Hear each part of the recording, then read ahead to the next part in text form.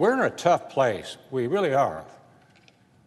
Rural and small town America, given the rural healthcare delivery system with regards to this virus, but has been aptly pointed out by Senator Hoeven, who, by the way, does an outstanding job as our banker, our protector on the all-powerful Senate Appropriations Committee. I thank Senator Fisher, who's in the business and always does a good job of telling the story of the beef producer, always trying to tell me that Nebraska beef is more tender, more delicious than that of Kansas, but then, you know, that's your right. Senator Heitkamp, who just pointed out what we've been trying to point out, and Senator Stabenow, who just recently spoke on the floor.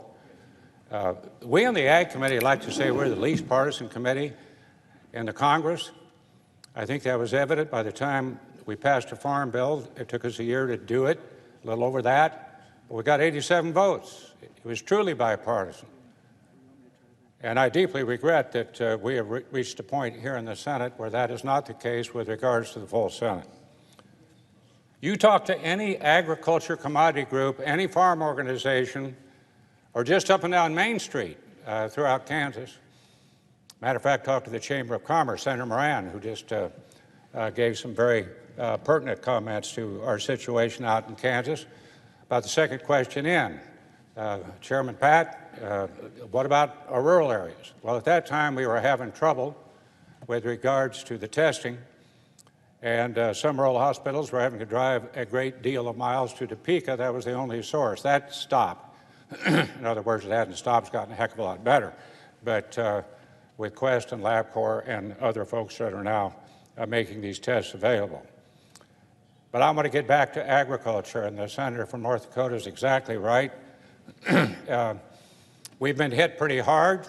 2013 was the last time we had our prices above the cost of production, and that involves everybody involved in agriculture, along with Senator Thune. And I'm going to try to, wind this down here pretty quick so we can get to you, Coop. And I thank you for your help. And I thank you for your overview of what's in this bill, what isn't in this bill, and why on earth we can't get to it.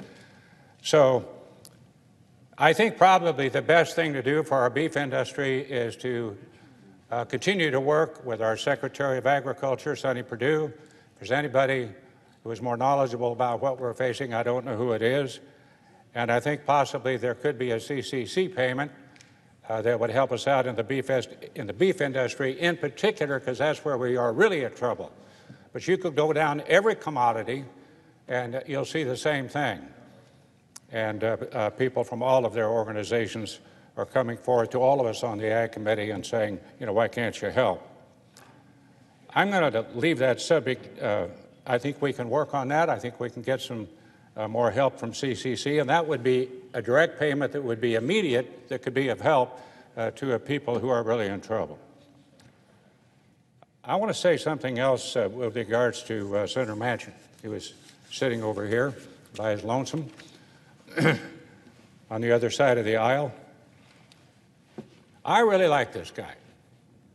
We're good friends. We hit it off right from the first. Both of us want the same thing. In particular, his comments this morning was about the rural health care delivery system in West Virginia, going through the same tribulation that we are going through nationwide with regards to our rural areas. I wanted to point out there's $75 billion in this bill for our rural hospitals to pay doctors and nurses who are dealing with the virus. Well, we all are doing that. It lifts the 2% sequester that happens all the time. You got to go back to 2013. And under the Budget Control Act that was passed at that particular time and not enforced, but at least was, what's the word for it? I'm referring to President Obama.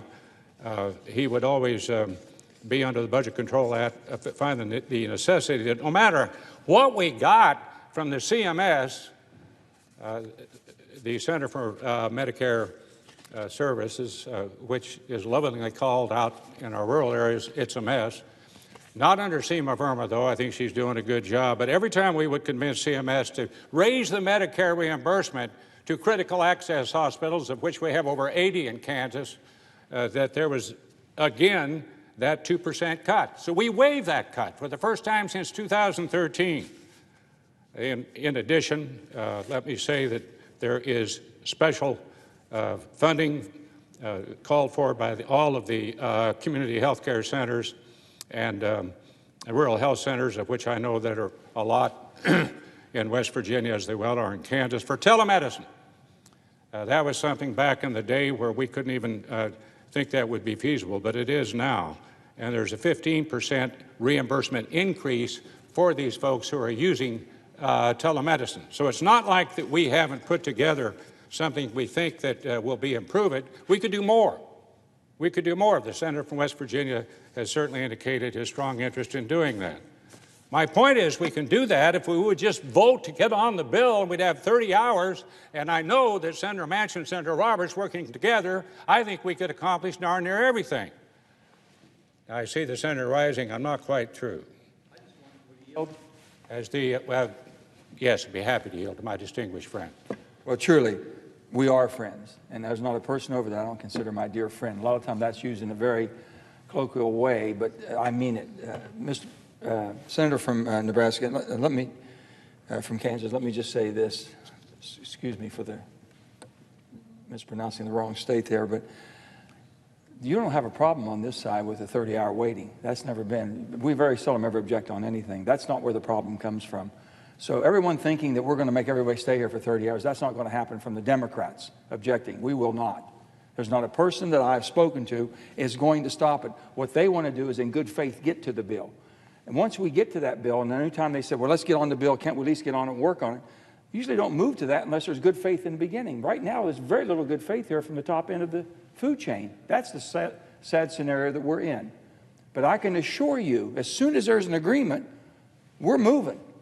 Unless somebody on your side would object. There's no objections on this side. So I would hope that you all would not use that 30-hour as obstruction, because it's not here. And I'll have a chance to speak about this more, but I just thank you, because I know rural and your state rural and my state rural is the same. These people are out there and they're depending on us, and we have to get together here as Americans. I appreciate your comments. I guess it's okay to call you Joe. And I appreciate your friendship. You did mention something else about there's no objection on your side. Well, about 2 hours ago, when we got this whirlwind, or this dust-up going again, when our distinguished leader pointed out that we have a good bill and it was a bipartisan bill, and now we're talking about the footprint that the airlines, the carbon footprint, that we have to take a look at that, and then on the boards of these corporations that we want to investigate, are they truly diverse, and et cetera, et cetera. I said something about the Green New Deal. That's not pertinent to this particular situation, to say the least. Then when you said an objection, here's what I'm worried about. We have the Democrat leader, who I have known from his House days. We used to play basketball together, for goodness sakes. Both of us very slow. What I was doing on the court at my age, I have no idea. My job was to set blindside picks on Democrats, which I enjoyed, one of which was Chuck Schumer. But here we have the Democrat leader, when Susan Collins, sitting right here, stood up to be recognized, and there were 3 objections to her even talking. That's going back to the days where we really don't want to go back to. This is not the Senate that I came to 24 years ago, or for that matter in the House 16 years ago, or as a staff director for 12 before that, and 2 before that in the Senate. I mean, I've been around here for quite a while. These are not the worst of times. I mean, Washington was on fire when we had the horrible assassination of MLK. Then we went through Watergate. And then we went through the Vietnam War. Well, actually, it was the Vietnam War before Watergate. And that tore the country apart. And here in this Senate, we were able to come together to try to reach bipartisan agreement. I'm telling you that this blanket of comedy and respect is pretty threadbare right now. We're right there. for a lot of reasons. I could go back to the Kavanaugh hearings or the impeachment hearings where one of the House members, me sitting right here, him talking right here, looking right at me, and said, "You're on trial. And if you do not vote for this, it's treachery." I said, "What? Me?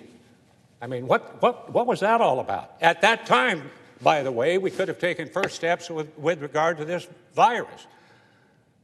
I know that the assistant or the deputy leader there on your side said, "Everybody take a deep breath." We don't want to take a deep breath anywhere now. But I will tell you that I hope that we could come together on this and see if we can't reach some agreement. Let's get on the bill. We've got 30 hours to do it. The senator from West Virginia said if we could just come to an agreement, I suppose you're meeting beyond those two doors. We've been meeting along and along and along. I would ask the senator, the distinguished senator who is sitting right down here, who is about ready to do a speech, how many workshops have we had? I thought there were 3. I guess there's 5. But each one of them worked with our Democrat counterparts. And they got, I mean, they produced a bipartisan agreement. I really don't understand why we can't get to 30 to at least vote for cloture. And then we have 30 hours and maybe we could cut that 30 hours back. I would hope that's the case if we finally come to agreement. But with some of the things that I have heard that you want to put in this bill, A, they don't fit, and 2, you know, they're counterproductive. Let me just say this. There's a saying out in Dodge City, Kansas, there's a lot of cactus in the world. You don't have to sit on every one of them. And it appears to me that's what we're doing. I have a nice square saying that's in an 8x10 right next to my desk. It's a quote from Lyndon Baines Johnson. Sometimes you just have to hunker down like a jackass in a hailstorm and just take it. Well, I'm tired of just taking it. I'm tired of the partisanship. I'm tired of all this work that we have put together to address what everybody understands as a national pandemic, a world pandemic. And here we are messing around trying to say, oh, no, we can't vote for cloture and address some of these things with the 5 now working groups that have worked together to produce a product. That's wrong. That's really wrong. So I plead with my colleagues. I don't do this. I don't come down to the floor and make partisan speeches. You do that, introduce an amendment, half of your folks won't vote for it, and same thing other way around. When they say Senator Roberts, I hope they remember that I'm chairman of the Ag Committee and I work very well with Senator Stabenow, and we produced a great farm bill. So I don't like doing this, but I have to warn my colleagues, this so-called blanket of comedy that we always have here in the Senate, it's pretty threadbare. I hope we can get past this, and I hope we can vote to get to cloture and then get to a bill as soon as we can. Thank you very much.